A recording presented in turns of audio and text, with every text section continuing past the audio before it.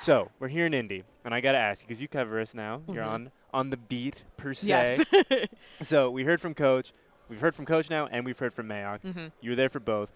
Anything kind of surprise you at all, or was it kind of about what you were expecting to hear? I'm always looking for like the in between the line things, the shade. The shade. Yeah. Gruden shade is my favorite type of shade. Like today with his whole like, I don't like veteran players, so I'm just going to leave it at that. I mean, it's so great. Nothing really surprised me because they're not going to give up their hand. Why would they? Yeah. Like that would surprise me if they straight up said, hey, this is who we're taking. Like that would be in a fantasy world, really. But you always got to kind of take it for what it's worth with a grain of salt. Write down your notes and then see what happens. And that's the fun part, too, of the combine and the draft and that whole lead up and anticipation. We can do a million mock drafts. Exactly. And everything goes out the window the day of. Exactly. So. Everyone's going to pretend. Yeah. You're going to have, it's always going to be scenario A, B, C, D, E, and F, and it's going to be like scenario X is the one that Remember, happens. like, MTV had that, like, real life or whatever. It's like, you think you know, but you have no idea. So that's where we stand there. One thing that I really liked that I think Coach and Mayock both said is, like, look, Derek's our guy. Right. And I think Coach is pretty good at today where he kind of gave the look. Like very clear to the point. So, hey, there it is. Look, I mean, obviously Derek didn't have the type of year last year that I think he wanted, that Sure. anyone wanted him to have. You win 4 games, that's not what you want. But, Right. look, let's not forget, we are 2 years, a mere 24 months removed from this guy being a legitimate MVP candidate. A guy that if he didn't get hurt, I think he would have won the MVP. I think that was the turning point in all of this, Yeah. right? That injury. And it's tough to come back and say that you're going to be the exact same person. I don't think anybody would be with any kind of tribulation, but especially of injury of that magnitude. It's tough. And when it happened too, you know what I mean? Like, well, he was at this precipice, right, where we were seeing all of this, and then boom. We were on a right rocket ship. Moment. Yes. We were. But I think when you go back to 2016 and you think of that context and what we saw, that person is still there. That player is still there, and then some, because he has evolved and he has matured and he's really grown into this leadership role. You can see it like in the press conferences. He's one of my favorites to attend his press conferences because he's just he's likable. He's just a good guy, and he shoots it to you straight and he's accountable. So I think now with all the puzzle pieces coming together, Mayock is there, and now as my good friend Jim Trotter said, all of the fingerprints of whatever happens moving forward with this franchise are very much on John, and he's a prideful man. So I think now we're going to see that shift. It was really surprised last season. I felt like it was a more passive John. He's like, well, we got to get better. We know this. Yeah. But I think we'll see a lot more chucking. I hope next so. season. I mean, you're preaching the choir about the Derek stuff too. Like, Right. Yeah. I mean, let's get the man some help. I think. Like, no shots at anyone that needs was more, on the team last totally. year, but he needs some help. But it is what it is. Yeah.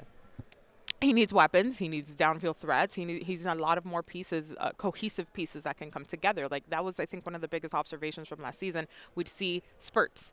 This game, one player, the next player, but never all in the same game. Yeah. So I know it was change. Jordy one week. Yeah. It was Marcel Jared the next week. It was Jared. Yeah. It was Marshawn. But it wasn't, like you said, it wasn't, the band wasn't together for 16 weeks. Totally. But, I have to ask you, too, because one thing that we've kicked around a lot, and I think it's better now, or a lot better now since Coach and Mayock doubled down. Look, Derek's our guy. He's not going anywhere. He's a franchise guy. But I just, as like a fan of the game, am so immensely intrigued, entertained, really fired up to see what happens with Kyler. Like, this is the Kyler show, essentially. Mm-hmm. And so, like, I'm excited to see, like, where does he end up? Because we've talked about it a lot. Like, look, I mean, this guy could go from anywhere from between 1 and 28, Well, whatever. that was like no one has Lamar any idea last year. Yeah. Nobody thought he was going to be the last pick of the first round. He was. You could see him getting really nervous. But I think that, like, this year, I think the draft, I think it just essentially starts when Kyler goes off the board, right? Because there's going to be that line of demarcation where it's the first, call it, making up numbers. It was like the Baker first last 6 year. picks, And then the Kyler thing's going to happen, and then it's going to be everything Everybody after. else, yeah. I don't know. Pre and post Kyler. Yeah, exactly. The world before Kyler and the world after. I agree. But do you buy him? Do you buy Kyler as a quarterback? I do, and I think that he's playing it right. The being very aloof, just kind of not under the radar because there's a lot of eyes on him. But he's being very tight-lipped about things. He's not sharing a lot, and I think he has to play it close. What is it? Close to the vest or chest? I always get that wrong. I think either probably works. To be honest, y'all know what I'm saying. Yeah. But it's going to be interesting with him because I think he's a very strategic guy. He almost gives me a little bit of like that Saquon Barkley, Jonathan Saquon, because Saquon's one guy that's like very focused, he knows what he wants, he knows what he's doing. I think Kyler's along those lines too. He has his head on straight. I think his dad is another reason too. His dad is really involved in what decisions are coming. So at least he's got a good squad of people seemingly pointing him in the right direction.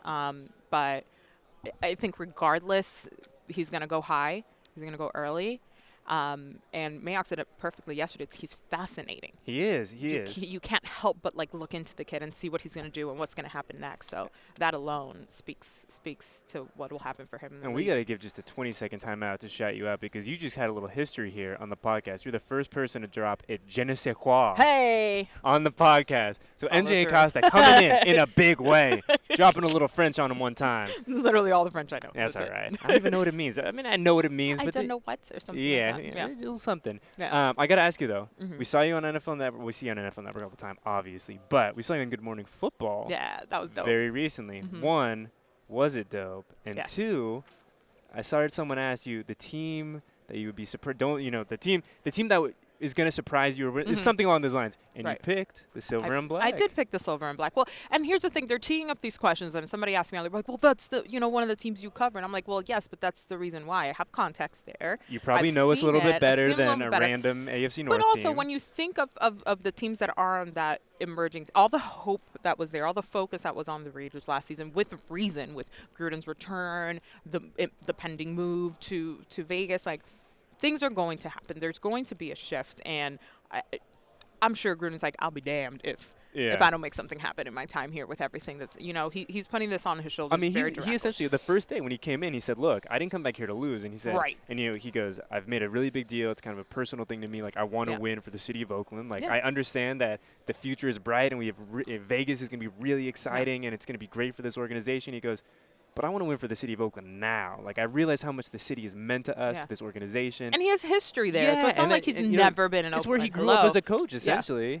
But I don't know. It's gonna be an exciting year. So what about us in 2019? Outside of the 3 first-round picks, has you fired up about Raiders football? So I mean, and I know that both Mayock and Gruden said, we're not ruling out that we could trade up or trade down or move back or other acquisitions. I love the gamesmanship. I love that. Like, look, we're open for business. Will we do it? The algorithm is just like continuously on an axis. Like they're fully in the matrix right now. It gives me a headache.